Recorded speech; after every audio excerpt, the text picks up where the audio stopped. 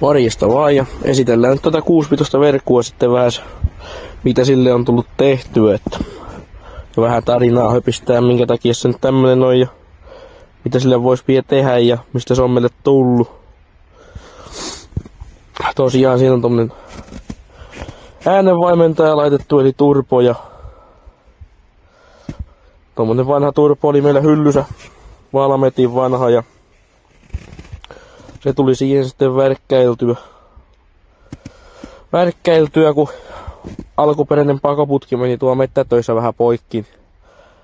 Päätin sitten, että samalla nyt siihen turboon laittaa, kun pakoputki meni jo tuota ihan pakosärjen juuresta poikki. Ja kyllä sen ihan hyvin tuhtia jaksaa vetää, että ei sen ihan turha laitto siihen ollut, mutta tällainen harrastelumielessä se siihen tuli laitettua. Ja tosiaan tää tuli meille tuossa kesällä ja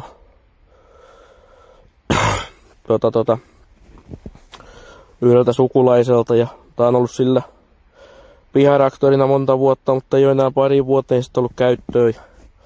Tuli haettua tää ja vaihdettua tähän starttimoottori ja öljyt ja sitten noin polttoaine käsipumppu siihen tuli vaihdettua ja toi startti ja akku joku vähän parempi ja penkki tuli korjattua.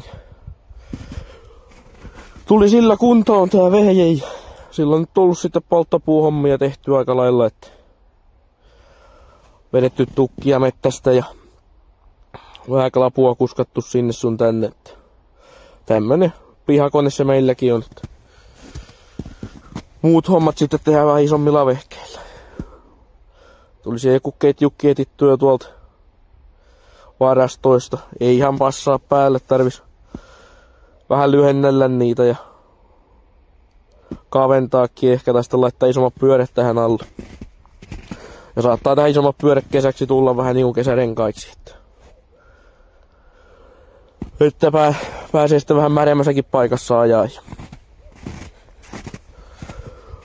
Juu, tosiaan siinä on tommonen Switzerin ahdin. En nyt muista, että minkä kokonen on. Tossa on toi tyyppikilpikin, mutta siitä mitään selvää kyllä enää saa. Pakoputki tuli tehtyä noista putkista, mitä oli varastossa ja ahtolinjoja sitten haettiin vähän kaupasta ja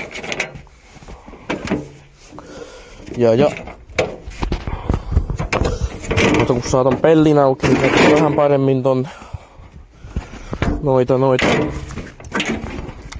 ahtolinjoja tuolta, että tosta se tulee ja menee tuolta pellin läpi. Tuolta se sitten kiertää syllerin etupuolelta ja tuo on tommonen mutka ja siitä se tulee tuohon vakio ilmanottoon.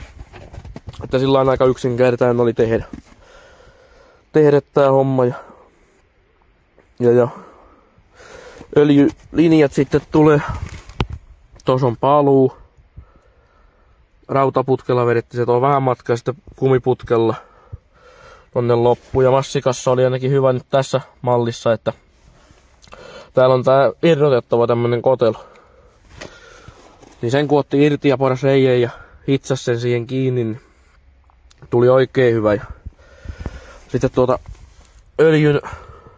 öljymittarin, painemittarin lähdöstä, niin sieltä sitten otettiin tolle turbolle öljyn paine. Että vähän siinä on turhan pitkä letku, kun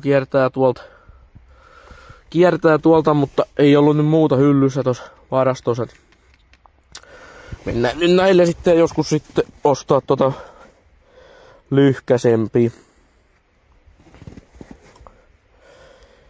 En mä tiedä, onko tässä nyt muuta kerrottavaa. Laitetaan nyt vielä vaikka käymään sen. Niin, noita ajopätkiä mulla laitoinkin jo tonne shorts-videoihin. Sieltä näkee sitten, mutta tuikataan sinne käymään.